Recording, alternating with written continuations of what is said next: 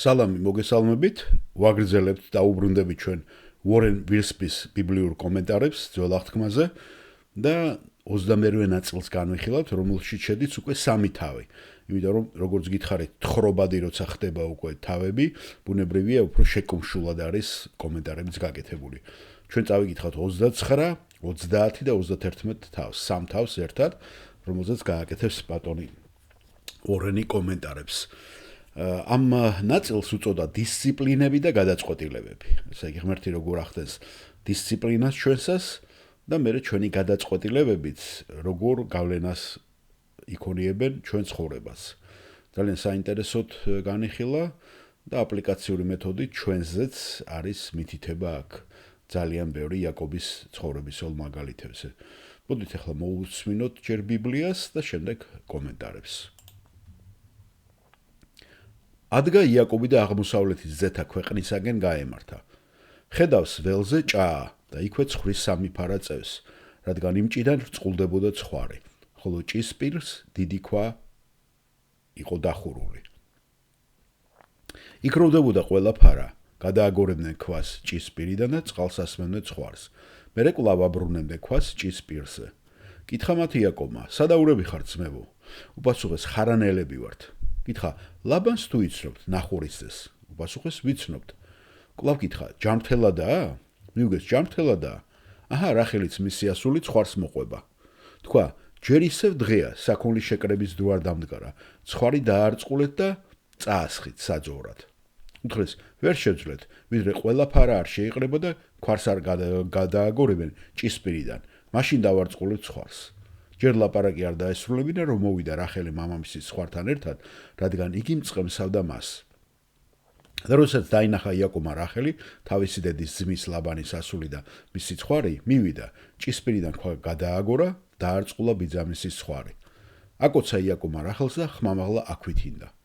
უთხრა იაკობმა რახელს, რომ იგი მამამისის დის რებეკას შვილი იყო. გაიქცა რახელი და შეატყობინა მამას. როცა გაიგო ლაბანმა თავისი დისწულის იაკობის მოსვლის ამბავი, წამოვიდა შესახვედრად. გადაეხვია, გადაკოცნა და სახლში წაიყვანა და უამბო ლაბანს ყველაფერი. უთხრა ლაბანმა, მართლა ჩემი ძვალთაგანი და ხურცთაგანი ხარ და ცხოვრობდა მასთან იაკობი 1 თვე. უთხრა ლაბანმა იაკობს, ნუ თუ უფასოდ უნდა მემსახურო იმის გამო, რომ ნათესავი ხარ ჩემი, მითხარი, რა არის შენი საზღაური? 2 ქალიშვილი ყავდა ლაბანს, უფროს ლეა ერქვა, ხოლო უმცროს რახელი. ლეა სუსტი თვალები ჰქონდა, რახელი კი მშვენიერი იყო ტანად და ლამაზი სახით. შეუყვარდა იაკობს რახელი და უთხრა ლაბანს, 7 წელს გემსახურები რახელისათვის, შენი უმცროსი ასულისათვის. უთხრა ლაბანმა, უმჯობესია შენ მოგცე, ვიდრე სხვას, იცხოვრე ჩემთან. 7 წელი იმსახურა იაკობმა რახელისათვის და მისი სიყვარულით რამდენიმე დღეთ ეჩვენა ეს დრო. უთხრა იაკობმა ლაბანს, მომეცი ჩემი ცოლი, რადგან გავიდა ვადა და შევალ მასთან. შეკრიბა ლაბანმა იქაური კაცები და ნადიმი გამართა. საღამოჟანს ლაბანმა ლეა თავისი ასული მიიყვანა იაკობთან და შევიდა იაკობი ლეასთან. მისცა ლაბანმა ზილფა თავისი მხევალი ლეას მხევლად. დაინახა იაკობმა დილით, რომ ლეა იყო მასთან და უთხრა ლაბანს, ეს რა მიყავი? განა რახელისათვის არ გემსახურე? რატომ მომატყუე? უთხრა ლაბანმა, ჩვენში არ ხდება ასე, რომ უმცროსი უფროსზე ადრე გათხოვდეს. გაასრულე ლეასთან 1 კვირა და რახელსაც მოგცემ იმ მსახურისათვის, რასაც შემდეგ 7 წელიწადს გასწევ. ასეც მოიქცა იაკობი, გაასრულა 1 კვირა და ლაბანმაც მისცა მას რახელი, თავისი ასული ცოლად. და მისცა ლაბანმა რახელს, თავის ასულს მხევალი ბილჰა, თავისი მხევალი. შევიდა იაკობი რახელთან, რომელიც ლეაზე მეტად შეუყვარდა და კიდევ 7 წელიწადს იმსახურა ლაბანთან. იხილა უფალმა, რომ მოძულებული იყო ლეა და გაუხსნა საშო, ხოლო რახელი ბერწი იყო. დაურსურდა ლეა, ეყოლა ძე და უწოდა სახელად რეუბენი, რადგან თქვა, იხილა უფალმა ჩემი ტანჯვა, ახლა შემიყვარებს ჩემი ქმარი. კვლავ დაურსულა და ეყოლა ძე, თქვა, ისმინა უფალმა, რომ მოძულებული ვარ, ამიტომ მომცა ეს ძეც და უწოდა სახელად სიმონი. კვლავ დაურსულა და შვა ძე და თქვა, ამიერიდან მომეწებება ჩემი ქმარი, რადგან 3 ძე უშვი და უწოდა სახელად ლევი. კვლავ დაურსულა და შვა ძე და თქვა, ამიერიდან ვადიდებ უფალს, ამიტომ უწოდა სახელად იუდა და შეწყვიტა შობა. თავი 30. დაინახა რახელმა, რომ ვერ გაუშინა შვილი იაკობს, შეშურდა თავის დის და უთხრა იაკობს, მომეცი შვილები, თორემ მოვკვდები. განრისხდა იაკობი რახელზე და უთხრა: ღმერთი ხომ არა ვარ, რომელმაც მუცლის ნაყოფი დაგიბრკოლა? უთხრა რახელმა: აჰა, ბილჰა ჩემი მხევალი, შედი მასთან, ჩემს მუხლებზე შობს და მეც მეყოლება მისგან შვილები. მისცა ბილჰა თავისი მხევალი ცოლა და შევიდა მასთან იაკობი. დაორსულდა ბილჰა და ძე უშვა იაკობს. თქვა რახელმა: ღმერთმა გამსაჯა, შეისმინა ჩემი ხმა და მომცა ძე, ამიტომ დანი უწოდა სახელად. კვლავ დაორსულდა ბილჰა, რახელის მხევალი და მეორე ძე უშვა იაკობს. თქვა რახელმა: ღვთიური ჭიდილით შევეჭიდე ჩემს დას და ვძლიე კიდეც და უწოდა მას სახელად ნაფთალი. დაინახა ლეამ, რომ შეწყვიტა შობა, ადგა და ზილფა თავისი მხევალი მისცა იაკობს ცოლად და შვა ზილფამ ლეას ხევალა ძე იაკობისთვის. თქვა ლეამ, როგორ გამიმართლდა და უწოდა სახელად გადი და უშვა ზილფამ ლეას მხევალმა იაკობს მეორე ძე. თქვა ლეამ, ბედნიერი ვარ, რადგან ბედნიერად მიმიჩნევენ ქალები და დაარქვა სახელად აშერი. გავიდა კვლავ რეუბენი ხორბლის მკის დღეებში, იპოვა მანდრაგორები და მიართვა დედას. უთხრა რახელმა ლეას: გთხოვ, მიწილადე შენი ძის მანდრაგორები. უთხრა ლეამ: ქმარი რომ წამართვი აღარ ყოფნის, ახლა ჩემი ძის მანდრაგორებიც მართმევ? უთხრა რახელმა: ამაღამ შენთან დაწვეს იაკობი, ხომ მომეცი შენი ძის მანდრაგორები. საღამო ჟამს, ველიდან რომ დაბრუნდა იაკობი, გამოეგება ლეა და უთხრა: ჩემთან შემოდი, რადგან ჩემი ძის მანდრაგორებით გამოგიცხიდე. და იმ ღამით იაკობი მასთან დაწვა. უსმინა ღმერთმა ლეას, დაორსულა და მეხუთე ძე უშვა იაკობს. და თქვა ლეამ: საზღაური მომცა ღმერთმა, რადგან მივეცი ჩემი მხევალი ჩემს ქმარს და უწოდა სახელად ისაქარი. კვლავ დაორსულდა ლეა და იაკობს მეექვსე ძე უშვა. თქვა ლეამ: კარგი საჩუქარი მარგონა ღმერთმა, ახლა კი ჩემთან დაბგვირდება ჩემი ქმარი, რადგან 6 ძე გაუჩინე და უწოდა სახელად ზებულონი. ამის შემდეგ შვა ასული და დაარქვა სახელად დინა. გაიხსენა ღმერთმა რახელი, ისმინა მისი და გაუხსნა საშო. დაურსულდა, გააჩინა ძე და თქვა: მიხსნა ღმერთმა სირცხვილისაგან. უწოდა სახელად იოსები და თქვა: სხვა ძეც შემძინოს უფალმა. მას შემდეგ რაც იოსები გააჩინა რახელმა, უთხრა იაკობმა ლაბანს: გამიშვი, რომ წავიდე ჩემს ქვეყანაში. მომეცი ჩემი ცოლები და შვილები, რომელთათვისაც გემსახურე და წავალ, რადგან იცი ჩემი სამსახური, როგორც გემსახურე. უთხრა ლაბანმა: თუ პოვე მადლი შენ თვალში, ჩემთან დარჩი. მიხვდი, რომ შენს გამო მაკურთხა უფალმა. უთხრა: თქვი რა სიტყვა ჩემგან საზღავრა და მოგცემ. უთხრა იაკობმა: შენც იცი, როგორ გემსახურე და როგორ გამრავლა შენი საქონელი ჩემს ხელში. რადგან ჩემამდე ცოდა ყავდა, ფრიად გაგიმრავლდა. გაკურთხა შენ უფალმა ჩემი მოსვლით, ჩემი სახლისათვის კი როდისღავი ზრუნო? ითხრა ლაბანმა: რა მოგცე? მიუგო იაკობა, ნუ რაფერს მომცემ, რასაც გეტყვი იმ საქმეს თუ გამიკეთებ, კვლავ დამწყემსავ და დავიცავ შენ ცხვარს. გავივლი დღეს შენს ფარაში და გამოვაცალკევებ ყოველივე დაწინწკლული და ჭრელი კრავი, ყოველი შავი ცხვარი და ჭრელი დაწინწკლული თიკანი და ეს იქნება ჩემი გასამრჯელო და მომეგოს ჩემი სიმართლისამებრ იმ დღეს როცა მოხვალ, რათა იხილო ჩემი გასამრჯელო შენ წინაშე. ყოველი თხა, რომელიც დაწინწკლული და ჭრელი არ იქნება, ხოლო ცხვარი, შავი, ნაქურდალად ჩამითვალე. უთხრა ლაბანმა: დაეიყო შენი სიტყვისამებრ და გამოაცალკევა იმ დღეს ლაბანმა ყველა ზოლიანი და ჭრელი ვაცი, ყველა დაწინწკლული და ჭრელი ნერბი და ყველა, რომელსაც თეთრი ერია, ყველა შავი ცხვარი და თავის ძეებს ჩააბარა. და დაცილდა იაკობს ლაბანი 3 დღის სავალ მანძილზე და მწყემსავდა იაკობი ლაბანის დანარჩენ ფარას. აიღო იაკობმა ალვის ხის ნუშისა და წაბლის ნედლი წნელები და ისე შემოაჭრა ქერქი, რომ თეთრი ზოლები გამოჩენილიყო. აჭრელებული წნელები გეჯებში ჩაალაგა, სადაც ცხვარი წყლის დასალევად მიდიოდა და ახურდებოდა ხოლმე. ხურდებოდა ცხვარი წნელების წინ და იგებდა ზოლიან, დაწინწკლულ და ჭრელ ბატკნებს. გამოაცალკევებდა იაკობი ბატკნებს და ლაბანის ზოლიანი და შავი ფარის პირდაპირ აყენებდა. ასე გამოყო თავისი სამწყსო და არ დატოვა ლაბანის ფარასთან. ჯანსაღი ფარის ახურებისას იაკობი ცხრის თვალს წინ დაზოლილ წნელებს ჩაყრიდა ხოლმე გეჯებში, რათა წნელებთან შეწყვილებულიყვნენ. და როცა სუსტი იყო პარ არ ყრიდა. ლაბანს სუსტი რჩებოდა, იაკობს კი ჯანსაღი. და ძალიან გამდიდრდა ეს კაცი. ფრიად გაუმრავლდა ცხვარი, მხევლები და მსახურები, აქლემები და სახედრები. თავი 31. და მოისმინა იაკობმა ლაბანის ძეთა ნათქვამი, ყველაფერი წაიღო იაკობმა, რაც მამაჩვენს გააჩნდა. მამაჩვენისეული ქონებით გამდიდრდაო. იხილა იაკობმა ლაბანის სახე და აჰა, ისეთი აღარ იყო იგი მის მიმართ, როგორც გუშინ და გუშინ წინ. და უთხრა უფალმა იაკობს: დაბრუნდი შენი პაპის ქვეყანაში და შენ ოჯახში მე ვიქნები შენთან. გააგზავნა კაცი იაკობმა და ველზე თავის ფარასთან მოუხმო რახელსა და ლეას. უთხრა, მამა თქვენ სახეზე ეტყობა, რომ ისეთი აღარაა ჩემს მიმართ, როგორიც გუშინ და გუშინ წინ იყო. მაგრამ მამა ჩემი ღმერთია ჩემთან. თქვენ იცით, რომ მთელი ძალღონით მემსახურებოდი მამა თქვენს. მამა თქვენმა კი მიმუხთლა და 10 ჯერ შემიცვალა საზღაური, მაგრამ ღმერთმა არ მისცა უფლება, რომ ებოროტნა ჩემთვის. იტყოდა დაწინწყულოები იყოსო შენი გასამრჯელო და დაწინწყულებს იგებდა მთელი ფარა. იტყოდა ზოლიანები იყოსო შენი გასამრჯელო და ზოლიანებს იგებდა მთელი ფარა. წაართვა ღმერთმა მამა თქვენ საქონელი და მე მომცა.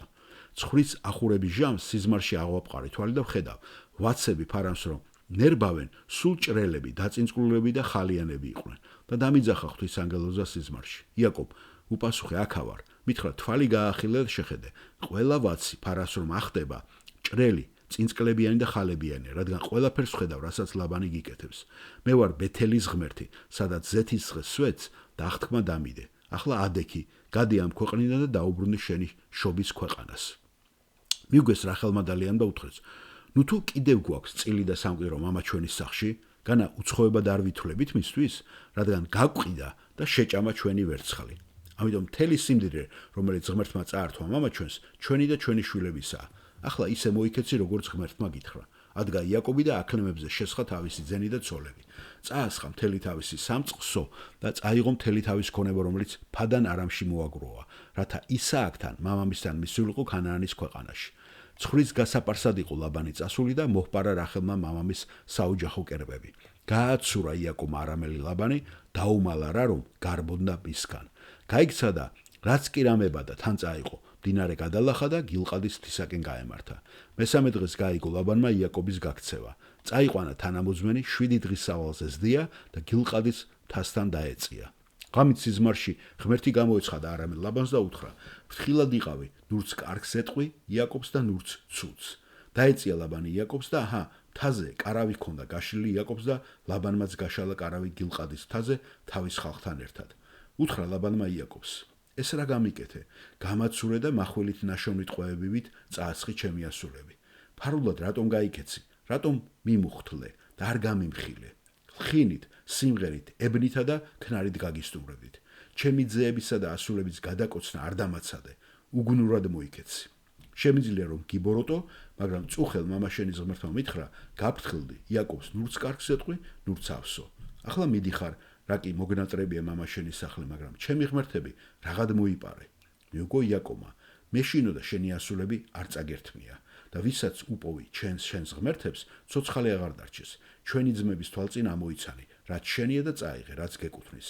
არ იცოდა იაკობმა, რომ რახელმა მოიპარა კერპები. შევიდა ლაბანი იაკობის კარავში, ლეას კარავში და ორი მხევლის კარავში, მაგრამ ვერაფერი იპოვა. გამოვიდა ლეას კარვიდან და რახელის კარავში შევიდა. აიღო რახელმა კერპები, აქლემის უნაგირის ქვეშ ამბოდო და ზედ დაჯდა. გაჩხრიკა ლაბანო მთელი კარავი და ვერაფერი იპოვა. და უთხრა რახელმა მამას, ნუ მიწყენს ჩემი ბატონი, მაგრამ არ შემიძლია წამოდგომა შენ წინაშე, რადგან დედათა წესი მჭირს. ეძება ლაბანმა და ვერ იპოვა კერპები. განერხსდა იაკობი და შეედავა ლაბანს. უთხრა იაკობმა ლაბანს, რა დავაშავე? რა შეგწოდე, რომ ასე გაცეცხლებული დამდევნები ხარ? მთელი ჩემი ქონება გაჩხრიკე. რა იპოვე შენი სახლიდან მოპარული? შენი და ჩემი თანამოძმების თვალწინ დააწყვე და მათ გაგვსაჯონ. ეს 20 წელია შენთან ვარ. შენს ცხვრებსა და თხევს მკვდარი არ მოუგიათ. არც ვერძი მიჭამია შენი ფარიდან. ხეცების მიერ დაგლეჯილი შენთან არ მომიტანია. მე ვზარალდებოდი როგორც ღამით, ისე დღით. მოპარული საზღაურს ჩემგან ითხოვდი. დღისით ხორაკში ხორშაკი მინელებდა. ღამით ყინვა. ძილი არ მიკარებია ჩემ თვალებს. ეს 20 წელი შენ სახში ვიყავი. 14 წელი შენი ორი ასულისათვის გემსახურე, 6 წელი შენი ფარისათვის. გასამრჯელო კი 10 ჯერ შემიცვალე. მამა ჩემის ღმერთი, ა ブラ ამის ღმერთი, ისააკის შიში რომ არ ყოფილიყო ჩემთან, ახლა ხელსარგებს გამისტუმრებდი. მოხედა ღმერთმა ჩემ ტანჯვას და ჯაფას და გამხილა წუხელ. მიუგო ლაბანმა იაკობს, ეს ასული ჩემი შვილები არიან. ეს ვაჟები ჩემი ძეები არიან. ეს ფარა ჩემი ფარაა. ყოველივე რასაც ხედავ ჩემია. აჰა, რა უყო ჩემს ასულებს და მათ ძეებს, რომლებიც მათ შვეს? ახლა მოდი და აღთქმა დავდოთ მე და შენ. ეს იყოს მოწმედ ჩემსა და შენ შორის. აიღო ქვა იაკობმა და სვეტად აღმართა და და უთხრა იაკობმა თავის თანამოძღვარს: "ქვები მოაგროვეთ." მოიტანეს ქვები და გროვა დაღმართეს და ჭამეს იქ მასთან. და უწოდა მას ლაბანმა იეგარ საჰადუთა. ხოლო იაკობმა გილყადი. და თქვა ლაბანმა: "ეს იყოს მოწმედ დღეს ჩვენ შორის." ამიტომ ეწოდა იმ ადგილს გილყადი. და მიცსპა, რადგან თქვა: "დაე თვალყური გვადევნოს უფალმა, როცა ერთმანეთს დავშორდებით. თუ დაჩაგრავ ჩემს ასულებს, თუ ჩემს ასულებს გარდა სხვა ცოლებს შეერთავ, თუმცა არავინაა ჩემთან, მაგრამ აჰა, ღმერთია ჩვენი მოწმე." და უთხრა ლაბანმა იაკობს: "აჰა, ეს გროვა და აჰა ეს სვეტი, რომლებიც აღმართე ჩემსა და შენ შორის. მოწმე ეს გროვა და მოწმე ეს სვეტი, რომ მე არ გადმოვლახავ შენსკენ ამ გროვას და ამ სვეტს საბოროტო და ნურცს შენ გადმოლახავ.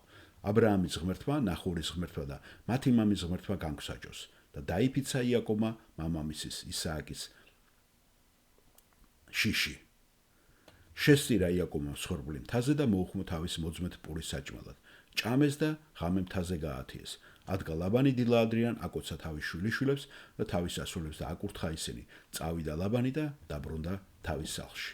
ეს არის ის სამი თავი, რომელსაც გაარჩევს ახლა ვორენ ვირსი და ეწოდება დისციპლინები და გადაწყვეტილებები და რა თქმა უნდა არის ქვეთავები და არის შენიშვნებიც.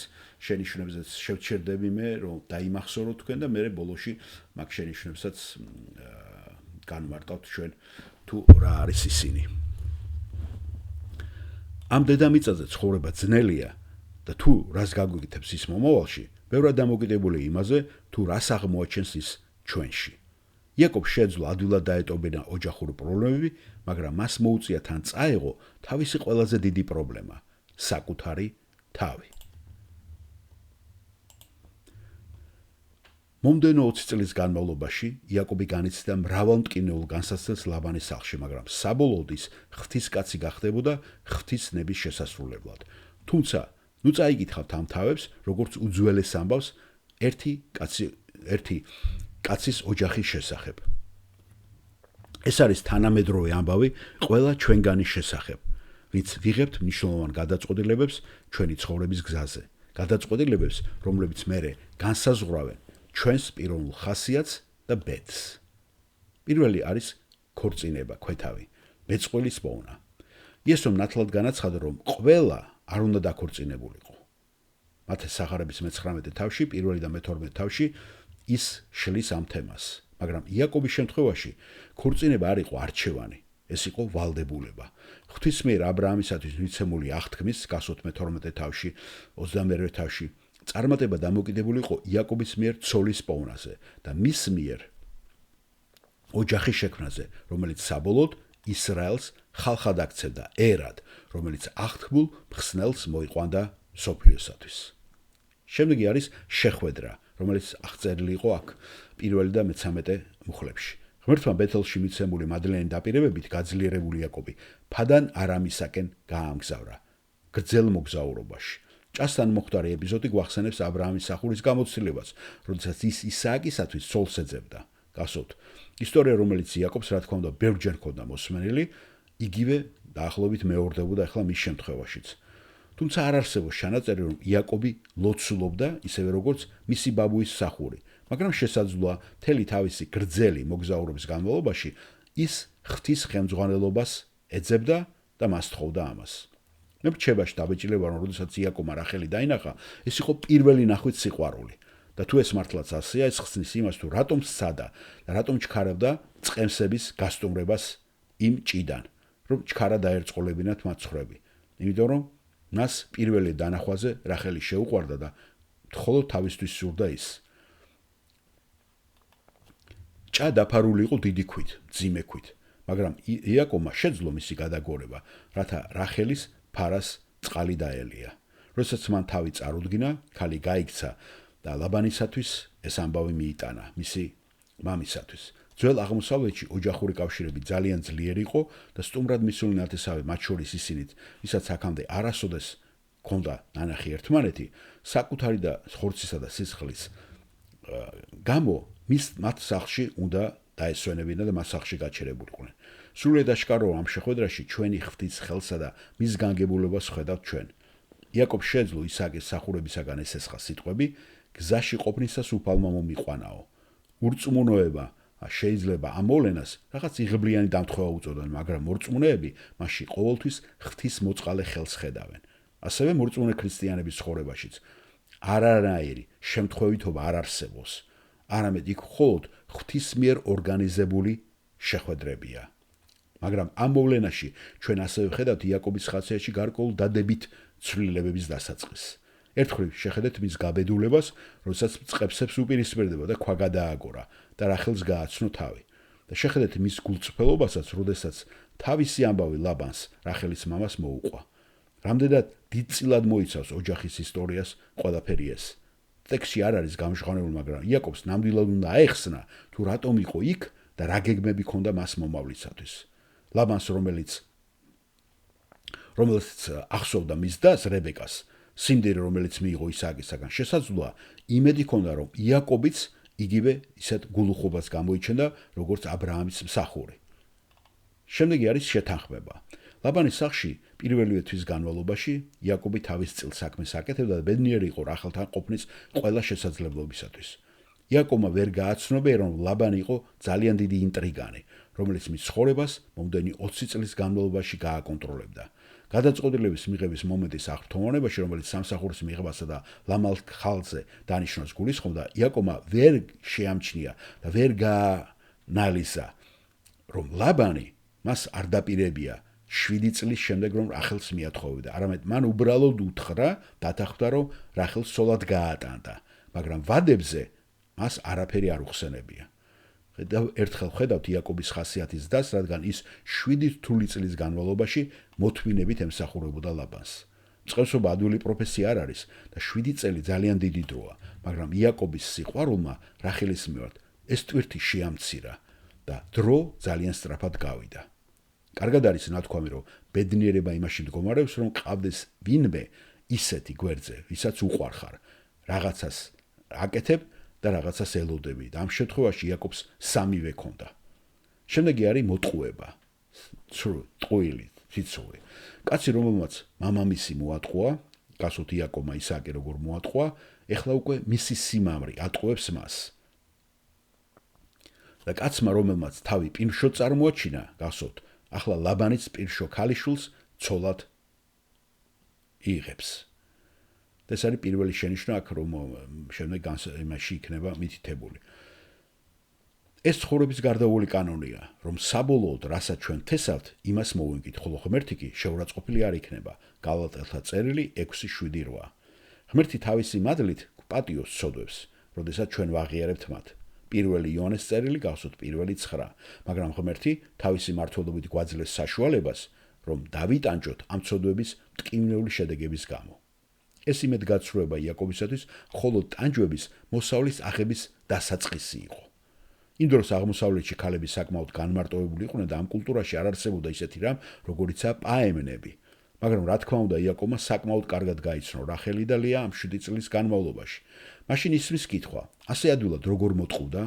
მართალია საკურცინო ოთახი ბნელი იქნებოდა, პატარძალიც რა თქმა უნდა დაფარული იყო და შესაძლოა ის ჩურჩულითაც ლაპარაკობდა, მაგრამ ქორწინების საწოლის სიახლოვეს როგორ? ნუ თუ იაკობმა ვერ იცნო ის, თუ ვინ იყო ეს ქალი?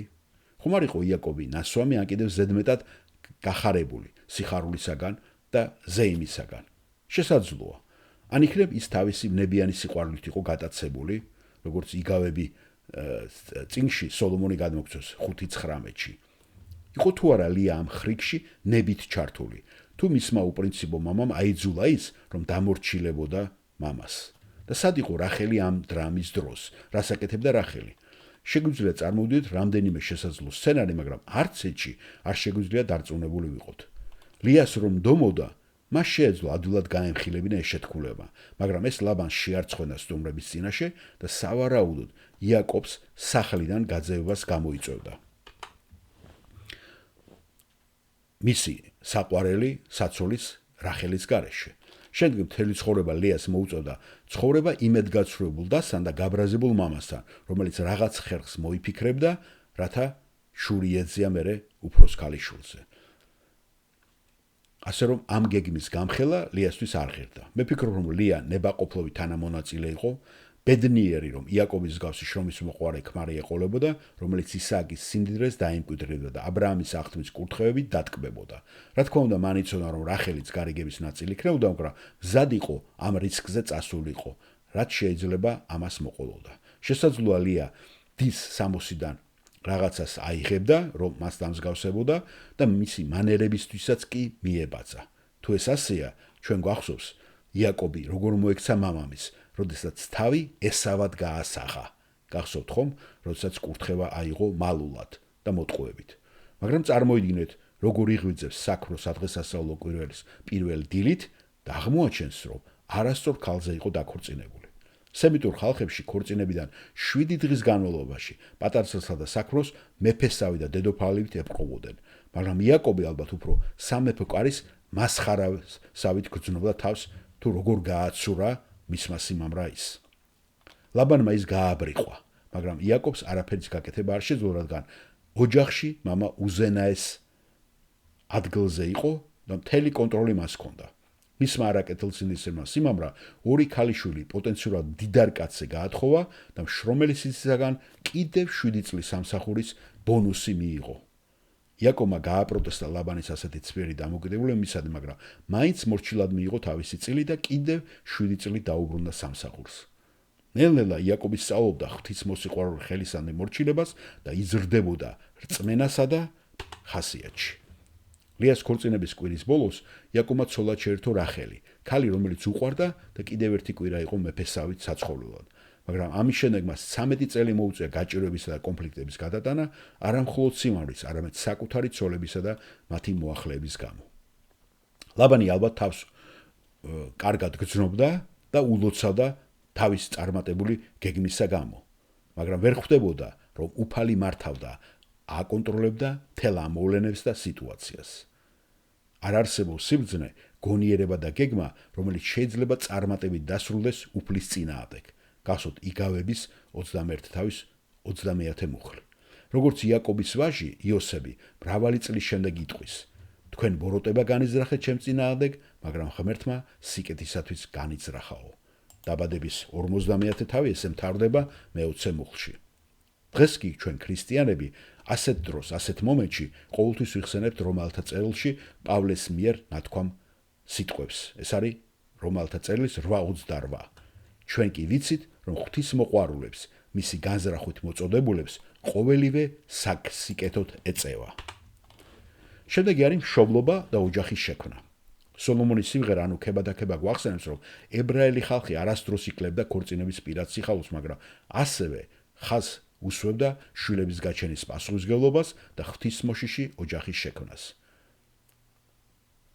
მეფსალმონე 126 სალმოში ესეთ რამეს ამბობს: თუ უფალი არ ააშენებს სალს, ამაოდ გაერჯებიან მისი მშენებლები. თუ უფალი არ დაიცავს ქალაქს, ამაოდ ხიზლობს მისი გუშაგი. ამაოდ გებით ადრიანად, ამაოდ სხედღართ გვიანობამდე და ჭმუნვით ჭამთ პურს. უფალი კი იმას აძლევს ძილს, ვინც უყვარს. აჰა, შვილები, მემკვიდრეობა უფლისაგან, მუცლის ნაყოფი მისი საზღაური. როგორც ისრები მეომრის ხელში, ისეა შვილები ახალგაზრდა კაცისათვის. ნეტარია კაცი, რომელმაც მითით გაივსო კაპარჭი, არ შერცხვება, როცა მტრებთან მოუხდება ლაპარაკი კარიჭეში. ეს არის ძალიან პატარა 5-მუხლიანი ფსალმუნი 126-ე.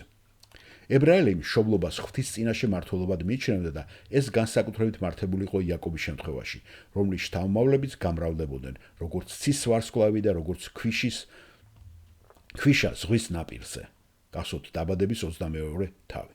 ღმერთი პატივს მიაგებდა მას ისრაელის 12 ტომის მამად ქცევისათვის, მაგრამ ის ფაქტი, რომ 4 სხვადასხვა ქალი მონაწილეობდა მისი ოჯახის შექმნაში, იაკობისთვის ერთ-ერთი პრობლემის მიყოლებით დიდი პრობლემების დასაწყისი იყო. კაცი, რომელიც გაიზარდა გაყოფილ და კონფლიქტურ ოჯახში, გასვოთ ხომ, მის ოჯახში რა ხდებოდა, მისი ძმის ცოლებისა გამო, თავად ქმნის ახლა გაყოფილ და კონფლიქტურ ოჯახს. პირველი არის ლეას შვილები. სიტყვა მოძულეობა, რომელიც ნახსენები იყო ხომ, რომ თითქოს და იაკობს ძულდა, ეს არ გულისხმობს იაკობის მხრიდან აქტიურ ზიზღს. ეს უბრალოდ ნიშნავს, რომ მას რახელი უფრო უყვარდა, ვიდრე ლია და რახელს მეტ ყურადღებას და სიყვარულს ანიჭებდა. ჩვენ შეგიძლია აქ გადავხედოთ მეორე რჯულის კანოს 21-ში, სადაც მითითებებია ღმერთის, როდესაც ადამიანს ესეთი მდგომარეობა ექნება, უკვე მოსეს დროს ითვალისწინებს ღმერთი და აძლევს მითითებას, რომ არანაირად არ დაიჩაგროს ის ცოლი, რომელიც შედარებით ნაკლებად უყვარს ქმარს.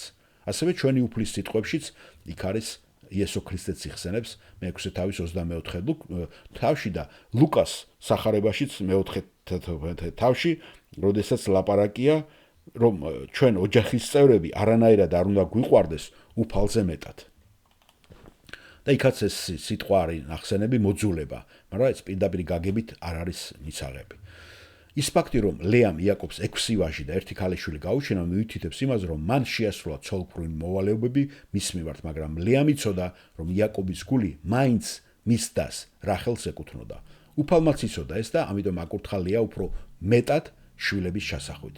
პარადოქსულია, რომ მაშინ, როდესაც იაკობი 14 წელი მუშაობდა ორი ცოლის შესაძენად, მხოლოდ ერთმა გააჩინა შვილები. იაკობმა იცოდა, რომ შვილები უფლის კურთხევა იყო, რადგან სწორედ ღმერთმა მისცა ისააკი აბრაამს და სარას, და ასევე იაკობი და ესავი მისცა ისააკს და რებეკას. ლეამ თავის პირშოს რეუბენი დაარქვა, რაც ნიშნავს ხედა ვაჟი. ებრაულად ეს სახელი ჟღერს, როგორც მან ღმერთმა დაინახა ჩემი გასაჭირი, რადგან ყველა ებრაელ მამას ვაჟები სურდა. ლეა დარწმუნებული იყო, რომ ეს ბავშვი მის ქმარს შეუყვარდებოდა, თუმცა ის სცდებოდა. სიმეონი კი ნიშნავს ის, ვინც და მიანიშნებს, რომ ლეა ღმერთს ელაპარაკებდა მისი უბედურების შესახებ. წლების შემდეგ იაკობი რეუბენსა და სიმონს იოსების ორი ვაჟით, ეფრემითა და მენაშეთი ჩაანაცვლებს. ჩვენ ამას დაბადების წიგნში 42 თავში შეხვდებით, როცა იაკობი ლოცავს თავის შვილებს. ისინი შეცვალეს, იმიტომ რომ რეუბენი სექსუალური ცოდვის დამნაშავე იყო და მისი მამის მხევალთან დაწვება. და ეს უკვე მოცემული არის ნეშთაშიც მე-5 თავში, ეს ნიუანსი, რატომ იქნა რეუბენი პირველ შობილი და რატომ დაკარგა მან ეს პატივი და სიმონიც. გახსოვთ, სიმონი და ლევი შექემელების ხოჩოას ჟლეტაში მიიღებენ მონაწილეობას. ლევი კი იყო სახელი, რომელიც მან თავის მესამე ვაჟს დაარქვა და ეს ნიშნავდა მიჯაჭულს, რადგან ლეა კვლავ იმედოვნებდა, რომ იაკობი შეიყვარებდა მას მისი ვაჟების გამო, რომლებიც მას შეეძინა და მიეჯაჭვებოდა. მისთვის ტკივნეული უნდა ყოფილიყო, რომ თავი მიენდა ქმრისათვის, რომელიც მხოლოდ თავის მოვალებას ასრულებდა და არ იზიარებდა მათ შორის სიყვარულს. მაგრამ მე-4 ვაჟის დაბადებამ, როგორც ჩანს, ახალი სიხარული მიიტანა ლეას ცხოვრებაში და მან თავის შვილს იუდა უწოდა, რაც ებრაული სიტყვიდან მოდის და რაც ქებას ნიშნავს. უფალთან თავისი უყურადღებო ქმრის გამო წუწუნის ნაცვლად ის ახლა უფალს ადიდებდა მისი კურთხევისათვის. ამჯერად უფალს ვადიდებ. უნაყოფობის პერიოდის შემდეგ ღმერთმა ლეას კიდევ ორი ვაჟის გაჩენის ძალა მისცა. ისაქარი, რაც ნიშნავს ჯილდოს, საზღაურს და ზებულონი კი, რაც სავარაუდოდ ნიშნავს პატივს. იმ დროს მანდრაგორების მცენარის ნაყოფს სიყვარულის ვაშლს უწოდებდნენ და ძლიერი სიყვარულის წამლად ითვლებოდა. როდესაც რახელმა დაინახა რეუბენის მანდრაგორები, მას ისინი საკუთარი მოხმარებისათვის სურდა და მზად იყო ლეასათვის იაკობთან ღამე გაეტარებინა მცენარების საფასურად. შესაძლოა რახელმა იფიქრა, რომ მანდრაგორების ნაყოფის ჭამით ისიც ნაყოფიერი გახდებოდა. ამ ეპიზოდში ხედავთ იაკობის სულიერი ზრდის კიდევ ერთ დასტურს, რადგან უკვე არა მხოლოდ ლაბანი ეუნება მას, რა უნდა აკეთოს, არამედ ახლა უკვე იასოლების ცოლები, მისი ცოლები ეუნებიან და დებენ შეთანხმებას, რომლის შესახებაც მან არაფერი არ იცის, მაგრამ სამსახურიდან დაბრუნებიდან, ფარის წყემსობიდან დაბრუნებიდან ის უჯერებს მათ და მორჩილად ეპყრობა. რახელი და ლეა იაკობს სახურივით ექცევიან და უჯახურ მოლაპარაკებში პაიკად აღიქვამენ, რასაც ის მოთმინებით და მორჩილებით იტანს. შემდეგი არის ბილჰას შვილები. ის ფაქტი, რომ იაკობს შეძლო თავის საყვარელ ცოლზე გაბრაზებულიყო, ჩვენ არ უნდა გაგვიკვირდეს. ყველაზე მოსიყვარულე წყოლებსაც კი აქვთ ხოლმე უთანხმოებები და ბოლოს-ბოლოს რახელი მას ადანაშაულებდა ისეთ რამეში, რაზეც მას კონტროლი არ ჰქონდა. მაგრამ რახელს არ სჭირდებოდა თეოლოგიისა და გინეკოლოგიის ლექცია, მას სჭირდებოდა ქმრის კეთილი გაგება და წახალისება, რომლის მოცემად მხოლოდ ის სიყვარულს შეეძლო. რახელი, რომელიც თავის ხევალს ბილჰას სუროგად დედად აქცევს, სარგებლობდა თავისი უფლებებით და იმ ქვეყნის კანონებით, რაც აღმოსავლეთში იყო. ასე რომ ის დაეთანხმა ბილჰას, რომ იაკობის ცოლი ყოფილიყო. ფრაზა ჩემ მუხლებზე შობს ეხება იაკობის მიერ დაბადებულ და ბილჰას მიერ გაჩენილ ნებისმიერი ბავშვის კანონიერ შვილი დაყვანას. უფალმა უპასუხა რახელის ლოცვებს, რადგან ბილხა დაორსულა და გააჩინა ვაჟი, რომელსაც რახელი საკუთარ შვილად აცხადებდა და დაარქვეს მას დანი, რაც ებრაული სიტყვიდან მოდის, რაც ნიშნავს გამართლებას და განკითხვას. მან ბილხას მეორე ვაჟიც აჩუქა, მან ბილხას მეორე ვაჟს ნაფთალი უწოდა და დაარქვა ჩემი ბრძოლა, რადგან ის ებრძოდა იმ კურთხევებს, რომლებსაც ის განიცდა მისი უფრო ნაყოფიერი დის, მისი სარგებლობის გამო. ნაფთალის დაბადებით ბილხამ შეწყვიტა ორსულობა. შემდეგი არის ზილფა. ლეას დროებითმა უნაყოფობამ აიძულა იგი იაკობისთვის მეოთხე ცოლი, მისი მხევალი ზილფა მოეყვანა და რახელის მსგავსად ზილფას შვილები საკუთრებად გამოეცხადებინა. მან პირველ ბიჭს გადი, იღბალი მოვიდა და მეორეს კი აშერი, კურთხეული, ბედნიერი დაარქვა. შემდეგ უკვე რახელი იწყებს უკვე დაორსულებას. საბოლოოდ რახელი დაორსულა და ვაჟი გააჩინა, რომელსაც იოსები დაარქვა. მანდრაგორებს ამ ორსულობასთან არანაირი კავშირი არ ჰქონდათ. არამედ სწორედ ღმერთმა აკურთხა იგი მისი ლოცვების საპასუხოდ. ებრაული სიტყვა ქსაფ ნიშნავს წართმევას, ხოლო იოსები ნიშნავს დამატებას. ღმერთმა მოხსნა მისი უშვილობის სირცხვილი და კურთხევები დაამატა. მისი ლოცვა უფალმა კიდევ ერთი ვაჟი შემატოს, შეასრულა ბენიამინის ჩემი მარჯვენის ხელის დაბადებით, მაგრამ ამ მშობიარობას უკვე რახელი მოგვიანებით გადაყვება და სიკვდილს გამოიწვევს. 35 თავში ჩვენ მივალთ ამ ადგილზე, სადაც ბენიამინს გააჩენს მეორე საბოლოო ვაჟს და გარდაიცვლება და გადაყვება ამ მშობიარობას. სწორედ იოსებს გამოიყენებს ღმერთი საშინელი შიმშილის დროს და მთელი ოჯახი გადარჩება მისი მეშვეობით.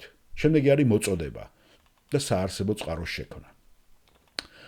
იაკობის ცხოვრებაში უკვე დადგა დრო, როდესაც ის თავისი დიდი ოჯახით სამშობლოში უნდა დაბრუნდეს და უკვე მარტო ცხოვრება დაიწყოს. მას ახლა უკვე 11 ვაჟი და ერთი ქალიშვილი, დინა, გასვოთ, რომელსაც ისევ ლეა გაუჩენს, ყავს და მან სრულად შეასრულა თავისი ვალდებულება. მან დაიმსახურა თავისუფლების უფლება და დრო დადგა, რომ შეეწყვიტა ლაბანთან მუშაობა და საკუთარი მომავლის საფრთხოებაზე იფიქრა. მაგრამ ცბიერი ლაბანი არ აპირებდა სიძის ესე იოლად დაკარგვას, განსაკუთრებით მაშინ, როდესაც იცოდა, რომ იაკობის თანძასწრებით მას ღვთის კურთხევა ეძლეოდა. ლაბანს არ აინტერესებდა იაკობის ღმერთი, მას მხოლოდ ის კურთხევები აინტერესებდა, რომლებსაც იაკობის ღმერთი წყალობით იღებდა. ლაბანმა რა თქმა უნდა იცოდა ამ დაპირებების შესახებ, რომლებიც ღმერთმა აბრაამსა და მის შთამომავლებს მისცა და მას სურდა მათგან მაქსიმალური სარგებელი მიიღო. ამჯერად იაკობი მზად იყო თავისი სიმამრისათვის, რომ ეს გაემხილა და ეთქვა და უფალიც მას სიზმარში ესაუბრება და ზუსტად იგივე უთხრა თუ რა უნდა გაეკეთებინა. იაკობს მხოლოდ ის სურდა, რომ გასამრჯელოს სანაცვლოდ შეექმნა საკუთარი ცხვრისა და თხის ფარა ლაბანის ფარის ჭრელი და ლაქებიანი ცხოველებისაგან, რომლებიც ისედაც დაბალ კატეგორიაში ითვლებოდნენ. ესენი სამად გაიყოფოდნენ. ლაბანის ფარიდან რამდენიმე დღის სავალზე იქნებოდა, რათა ლაბანს ნებისმიერ დროს შეძლებოდა გამოეძიებინა და დაუყოვნებლივ სცოდნოდა, ძარცვავდა თუ არა იაკობი მას. იაკობის ეს გათლილი ჯოხები იმავე კატეგორიას მიეკუთვნებოდა, რასაც რახელი მანდრაგორებს მიაბავდა და ორივე ცრურწმენის პრაქტიკა იყო, რომლებსაც არაფერი ჰქონდათ საერთო სინამდვილეში მომხდართან. არდა სწორედ იაკობის ღმერთი იყო ის, ვინც აკონტროლებდა ამ ცხოველების გენეტიკურ სტრუქტურას და ამრავლებდა ჭრელი და ზოლიანი ცხრებისა და თხების რაოდენობას, რითაც მერე იაკობის სიმდიდრე ძალიან სწრაფად გაიზარდა. ბეთელში ღმერთმა გახსოვთ იაკობს დაპირდა, რომ აკურთხებდა და შეასრულებდა თავის აღთქმას. და რადგან ლაბანი დათანხმდა იაკობის პირობებს, მას არაფრის გაკეთება არ შეძლო შედეგებთან დაკავშირებით. ყველა ეს ცხოველი იაკობს ეკუთვნოდა. შემდეგი 6 წლის განმავლობაში იაკობი ძალიან მდიდარი კაცი გახდა და თავისი რწმენისა და უფლის კურთხევის წყალობაც მიიღო. ახლა კი მზად იყო დამოუკიდებლად გაეგრძელებინა გზა, დაბრუნებულიყო თავის სამშობლოში და ხალხში და შეესრულებინა ნებისმიერი მიზნები, რომლებიც ღმერთს ჰქონდა მისთვის დაგეგმილი. როდესაც ის 20 წლის წინ ფადან არამში ჩავიდა, მას მხოლოდ კვერთხი ეჭირა ხელში, მაგრამ მან ბევრი იშრომა, ბევრი იტანჯა და ღმერთს მიედო. ახლა მას ყავდა დიდი ოჯახი და ყავდა ძალიან ჯანმრთელი ცხრებისა და თხების დიდი ფარა, ასევე აქლემები, ვირები და მსახურები ყველა ცხოველის მოსავლელად. შემდეგი ქვეთავი არის თავისუფლება და ფესვებთან დაბრუნება. იაკობი 20 წელი იყო წასული სახლიდან და დრო უკვე დადგა, რომ თავის ფესვებში დაბრუნებულიყო. მისი მამა და მისი ძმა ჯერ კიდევ ცოცხლები იყვნენ და იაკობს ორივესთან ჰქონდა დაუმთავრებელი საქმე მოსაგვარებელი. და შემდეგი არის გაქცევა. ამ 31 თავი ესე იწყება, ხო? როგორ უთხრა უფალმა იაკობს, რომ წასვლის დრო იყო. ისევე როგორც ის დღეს ხელმძღვანელობს თავის ხალხს, გულში შინაგანი მოწმობით, ცხოვრების გარეგანი გარემოებებით და მისი სიტყვის ჭეშმარიტებით. ხედავთ, სამი რამით ხელმძღვანელობთ ჩვენ. და ამას ჯონ მაკარტურიც ხშირად ამბობს ხოლმე.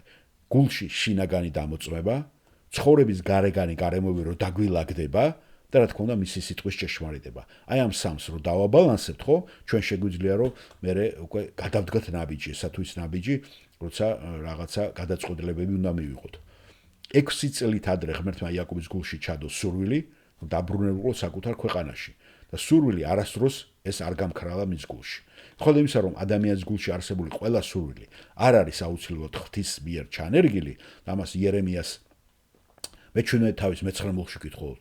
ჩვენ ყურადღებით უნდა გამოვიჩინოთ გამჭრია ხობა, რომ უფალი ხშირად იწყებს ჩვენთან საუბარს ამ გზით. ჩვენში არსებულ სურვილთან ერთად ღმერთი ასევე გმართავს როგორც იაკობის შემთხვევაში ჩვენს გარშემო არსებული გარემოებების მეშვეობით. ამ 6 კრიტიკული წლის ბოლოს იაკობმა შენიშნა, რომ მისი ნათესავები აღარ იყვნენ ისეთი მეგობრულები, როგორიც ადრე, ძირითადად მისი სიმდიდრის ზრდის გამო. გასოთ ხო, ჩვენ წავიკითხეთ ხო ეს ამ 31 თავში, როგორ უკვე აღარ უყურებდა ისეთი თბილად მისი სიმამრი და მისი ცოლის ძმებიც. გარემოებები ყოველთვის არ არის ასევე ღვთის მაჩვენებელი, რომლებიც მიუთითებს მის გზაზე. მოციქულთა საქმეებში 27 თავში ვკითხულობთ, მაგრამ ისინი შეიძლება იყოს ღვთის ნების მნიშვნელოვანი მაჩვენებლები. როდესაც ღმერთს სურს ჩვენი შეწუხება, ის ხანდახან უხერხულ მდგომარეობაში გვაყენებს და აფუჭებს მის ბუდეს. მეორე რჯული 32:11. მესამე და ყველაზე მნიშვნელოვანი გზა, რომელსაც ღმერთი ჩვენ ხელმძღვანელობს, არის მისი სიტყვა, ანუ ბიბლია. ღმერთმა უკვე ესაუბრა იაკობს სიზმარში, გახსოვთ, მაგრამ იაკობი ფადან-არამში დარჩა, რათა სიმდიდრე შეეძინა. შემდეგ ღმერთმა უთხრა მას: დაბრუნდი შენი მამის ქვეყანაში და შენ ნათესავებთან და მე შენთან ვიქნებიო. იაკობის ისტორიის განხილვისას აღმოაჩენთ, რომ ღმერთი მას ელაპარაკობდა მისი ცხოვრების ყველა მნიშვნელოვან კრიზისზე. გავიხსენოთ პირველი სახლიდან, როცა მითის. მერე სახლში დაბრუნებაზე, პირველი ისე 22 თავი, მერე სახლში დაბრუნებაზე 31 თავი, ესავთან შეხვედრაში ჩვენ წავიკითხავთ ამას შემდეგში 32 თავში და შემდეგ ბეთელში სტუმრობაზე 35-ში და ბოლოს ეგვიპტეში გადასვლაზე. მაშინაც ღმერთი ეცხადება 46 თავში. ანუ ღმერთი სიმართლის ბილიკებზე მიგვიძღვის, თუ მზად ვართ რომ მიყვეთ მას. გასვოთ ფსალმუნი 22, მესამე მუხლი. მაგრამ იაკობმა დრო გამონახა, რომ თავისი აზრები გაეზიარებინა რახელთან და ლიასთან, რადგან ბოლოს და ბოლოს ის თხოვდა მათ, რომ მათ დაეტოვებინათ მამამისის სახლი და წასულიყვნენ მასთან უცხო ქვეყანაში, სხვა ხალხში. მოდა იმისა, რომ ღვთის სიტყვა ჩვენი სიბრძის მთავარი წყაროა გადაწყვეტილების მიღებისას, ფსალმუნი 118, 105. კარგია, რომ ჩვენ სხვებთანაც კონსულტაციები გავიაროთ და მათი რჩევები განვიხილოთ, განსაკუთრებით ჩვენთვის ყველაზე ახლობელ ადამიანებთან. რახელიც და ლიაც დათანხმდნენ და მიხვდნენ, რომ მათი მამა არ იყო სამართლიანი იაკობის მიმართ და არ იყო მოსიყვარულე ასევე შვილების მიმართ, რომ ახლა უკვე დრო დგებოდა ახალი დასაწყისისათვის და ახალი ცხოვრებისათვის. ის არა მხოლოდ მათ ქმარ ჩვეულებრივ მონასავით ეპყრობოდა, არამედ მათი მზითევიც კი გამოიყენა. მაგრამ ლაბანთან გულწრფელად შეხვედრისა და უფლისადმი ნდობის ნაცვლად, რომ შეასრულებდა თავის დაპირებებს და მოაგვარებდა საქმეს, იაკობი ოჯახთან ერთად გაიქცა, როგორც დამნაშავე, რომელიც სამართლიანობას გაურბის. ეს შიშისა და ურწმუნობის გამოხატულება იყო და არა რწმენის გამოხატულება, რადგან ვინც ირწმუნებს, ჩვენ გვეუბნება ბიბლია, ის არ აჩქარდება. ეს ადრეც მოიყვანა ვორენ უილსიმ, ესაიას 22 თავის მე-16 მუხლია. ვიმეორებ, რადგან ვინც ირწმუნებს, არ იჩქარებს. სინამდვილეში იაკობი მოგვიანებით ლაბანთან აღიარებს, რომ ფარულად და სწრაფად წავიდა, რადგან მას შეეშინდა. ასე რომ საკმარისი არ არის ღვთის ნების ცოდნა და შესრულება. ჩვენ ასევე უნდა შევუსრულოთ მისი ნება ისე, როგორც ღმერთს სურს, რათა მისი სახელი ყველაზე მეტად განდიდეს ამ ჩვენი საქციელით. შემდეგი არის დაპირისპირება. რადგან ლაბანის ბანაკსა და იაკობის ბანაკს შორის 3 დღიანი ეს სავალი იყო, ლაბანამდე ამბის მიღწევას იმდენი დრო დაშირდა, რამდენი დღის გაქცეულიც იყო მისი სიძე და როდესაც ლაბანმა ეს ამბავი გაიგო, იაკობი უკვე შორს იყო. ასე რომ ლაბანს უკვე ერთი კვირა 7 დღე დაშირდა გაქცეული ოჯახის დასაწეოდა და იაკობი და ლაბანი საბოლოოდ შეხვდნენ გალაადის მთიანეთში ერთმანეთს. ლაბანმა მაშინ ესწადა უპირატესობის მოპოვება და იაკობის საყვედურებით აავსო.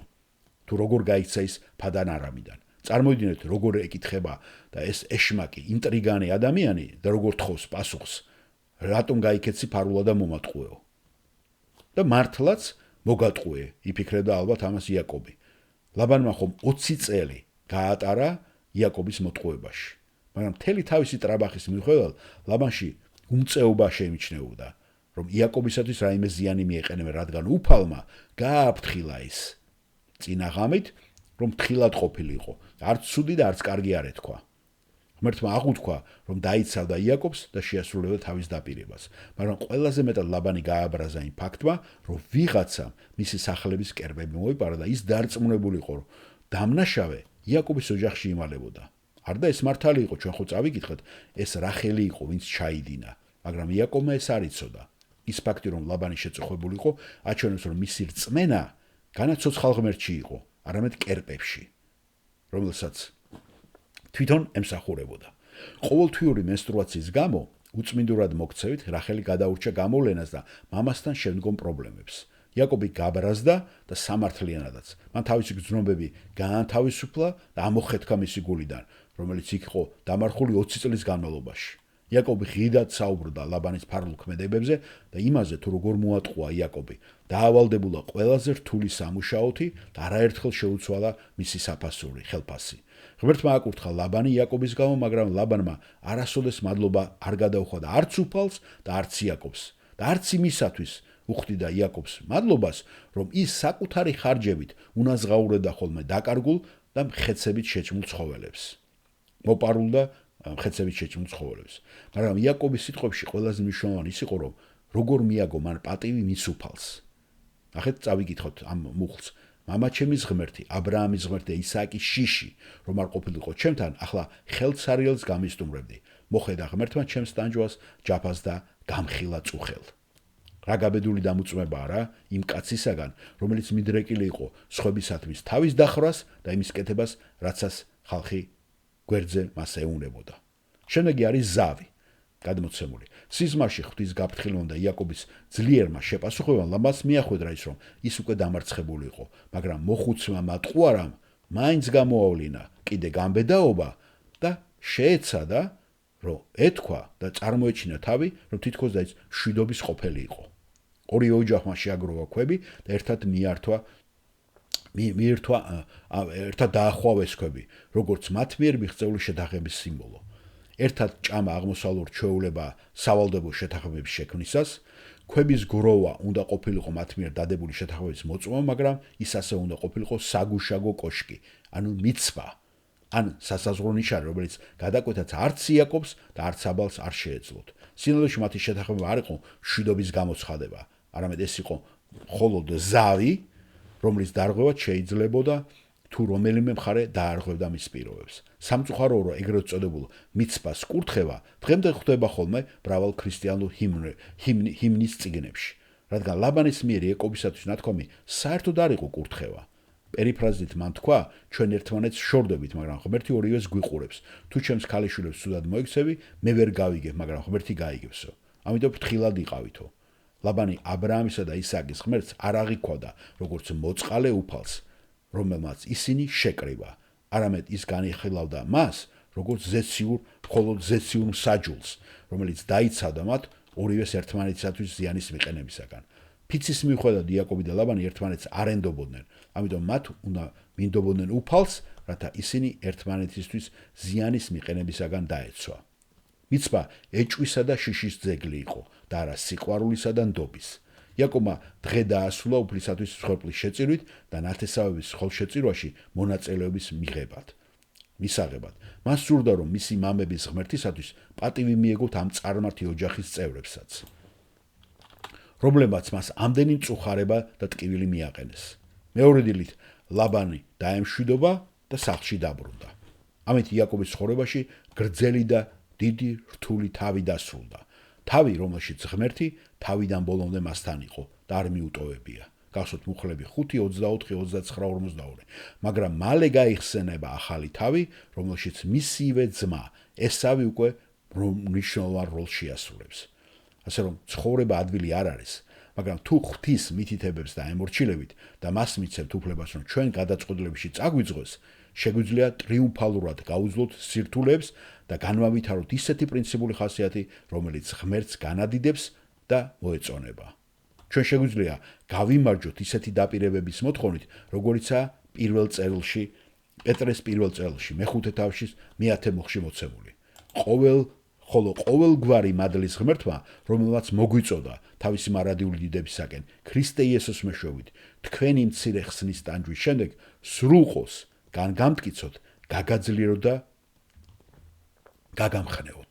ასე რომ იაკობისა და ჩვენი ღმერთი არასოდეს არ ნებდება. ეს არის ის თავი და მე პატარა შენიშვნებსაც მოგინათ, რომელიც ჩამოთვლილი იყო რამოდენიმე ადგილზე. პირველი იყო იაკობმა რახელს შემიცოლი უწოდა, რადგან ნიშნობა ისეთივე სავალდებული იყო, როგორც ქორწინება და მათი დარღვევა მხოლოდ განქორწინებით შეიძლებოდა. მარიამი და იესები ცოლ-ქმრად ითვლებოდნენ, მიუხედავად იმისა, რომ მათ ქორწინება ჯერ არ ჰქონდათ დასრულებული. ლუკას საღარება 2:5 და ასევე მეორე რჯული 22 თავის 22-24 მუხლები. შემდეგი შენიშვნა არის ებრაული სიტყვა ნადიმი. მე 22 მუხლში წავიკითხეთ. ნიშნავს სმას და მომდინარეობს ძირიდან, რომელიც ნიშნავს დალევას. ანუ ალკოჰოლის, ხო, ღვენის. მესამე მოსეს კანონი გრძალავს მამაკაცისთვის რომ დებზე დაქორწინდეს. ეს აკრძალვა იდება უკვე ლევიტელთა წერილში მე-18 მუხლში. და მოსე უკვე გრძალავს, რათა დები ერთმანეთს არ მოიძულონ შურის გამო. ალბათ გათვალისწინებული იყო ეს რაც ხდება აქა დავამიდის. მათი სიცოცხლის დროს, რა თქმა უნდა.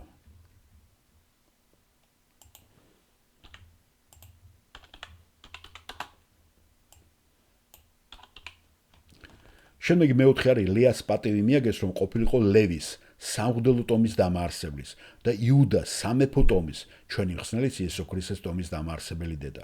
საინტერესო არა, ნახეთ, მოძულებული შეიძლება ეს სიტყვა შეიძლება უფრო ისე ძიმედ ჟღერს, მაგრამ ნაკლებად შეყვარებული, რომელზეც გითხარით კანონიც მეორე ჯგუფში ღმერთი უდებს, რომ არანაირად არ დაკნინდეს და თანაბრად გაუნაწილოს მამაკაცმა განსაკუთრებით მეორე ხარისხოვანი ცოლის შვილსაც თავისი ქონება. მით უმეტეს თუ პირველ შობილი იქიდან არის და აქაც ზუსტად შეიძლება იაკობის ეს ცხოვრება განხილული, რომ ღმერთმა ნახეთ თუ ადამიანი ვინმეს დაუშვათ თანაბრად არ შეიყვარებს, ღმერთი მას არ დატოვებს უყურადღებოდ. ნახეთ, ესე იგი ლევი აჩუქა, რომელიც სამღვდელო ტომი დაარსებოდა, მოსე და არონი იქიდან გამოდიან და იუდა საიდანაც უკვე იესო ქრისტე გამოდის. მეხუთე შენიშვნა ებრაული სიტყვა ასევე შეიძლება ითარგმნოს როგორც ხარჭა, მაგრამ ხარჭასაც კი ქონდა კანონიერი უფლებები, თუმცა მისი სტატუსი იყო მეორე ხარისხოვანი ცოლი. ამას ჩვენ ბევრგან წავიკითხავთ, მეორე მეფეთაშიც წავიკითხავთ, იგივე მეორე სამუელი, სადაც დავითსაც არის აღწერილი, სოლომონიც არის აღწერილი და ბევრი მეფეები და ისინი რო ყავდათ და განსხვავდებოდა მათი სტატუსები, ხო? უკვე როდესაც მიდგებოდა საქმე, დაუშვათ მისი შვილი, ცოლის და ცოლის შვილი უფრო, ესე იგი, სტატუსირებული იყო ანდერჩი, ვიდრე ხარჭასი, ხო? მოსეს კანონი აღიარებდა ამ ურთიერთობას, ასე რომ ვიცოდეთ, რომ მოსეს კანონიდან არის და ხარჭების შვილები ითვლებოდნენ კანონიერად, მაგრამ თავად ხარჭებს ცოტა რამ ან არაფერი ქონდათ სათქმელი ამ კაცის შესახებ. და ასე რომ ეს არის განსხვავება. სიტყვა გადი ასევე შეიძლება ითარგმნოს როგორც იღბალი, ბედი. ერთ-ერთ ბიბლიურ ინგლისურ ვერსიაში ეგრეა. ან რაზმი. მეშვიდე დაბადების 37-35 დამწერმა ახსენა ქალიშვილები, მაგრამ ეს სიტყვა ასევე შეიძლება ეხმოდოს რძლებს. ესე იგი, ჩვენ როცა მივალთ დაბადების 37 თავში, იქ წერია იაკობს, რომ ყავდა ქალიშვილებიც. და ამიტომ ამბობს რომ მარტო დინა ყავდაო ქალიშვილი, ზოგი ამბობს რომ მეტი ყავდა, მაგრამ შეიძლება ის იგულისხმობდეს უკვე შვილების რძლები, ცოლები ამ ქალიშვილებში. მერვე იაკობის საყვარელ ვაჟი იოსებს ისევე გამოცდილება ექნება ღვთისკურთხევის შესახებ უკვე შორეულ ეგვიპტეში, რაც მან განიცადა აქ ფადან-არამში, ხო? მეცხრე რატომ მოიპარა რახელმა მისი საოჯახო კერპები? აი საინტერესო ესეც მეც გამიჩნდა თავის დროზე, ალბათ თქვენს გაგიჩნდებოდათ, ხო? რაც შეჭირდებოდა რახელს, რომ მამას მოპარა.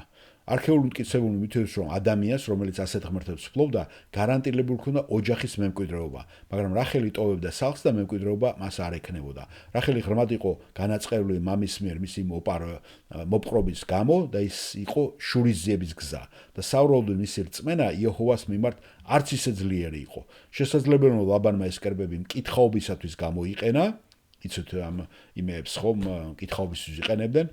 და რახელმა მოიპარა ისინი, რათა მას ძალიან ბევრი არაფერი სცოდნოდა. მოგვიანებით იაკობმა ოჯახის ყველა წევრს უბრძანა, რომ თავიანთი კერპები მიეტოვებინა და მან ისინი დამარხა. ჩვენ ამას 35 თავში წავიკითხავთ. ესე იგი, რაც გადმონაშთი ჰქონდათ, მსახურები იქნებოდნენ ეს მისი მეუღლეები, წარმართულებიდან იაკობს უნდა რომ დამარხოს.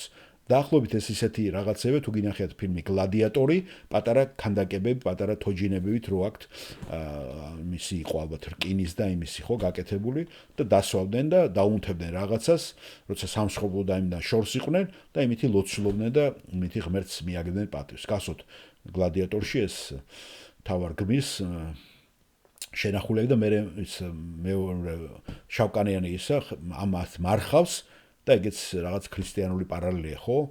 და აგრძელებს წმენით უკვე ცხოვრებას, რომ ჯერ არ არის ჩემი გადასვლის ხანია, როგორ თავდება გასვოთ ეს ფილმი გლადიატორი. და მეათე სათაური ისააკის შიში, ხოლო და აქ 53 წელს მუხში გამოიყენა და მეც მაინტერესებდა ღმერთთან ერთად იყო ისააკის შიში. გასვოთ ორჯერ იყო ნახსენები. ებრაული სიტყვა უბრალოდ ნიშნავს შიშს. შესაბამისად ღმერთს, რომლითაც ისააკს ეშინოდა.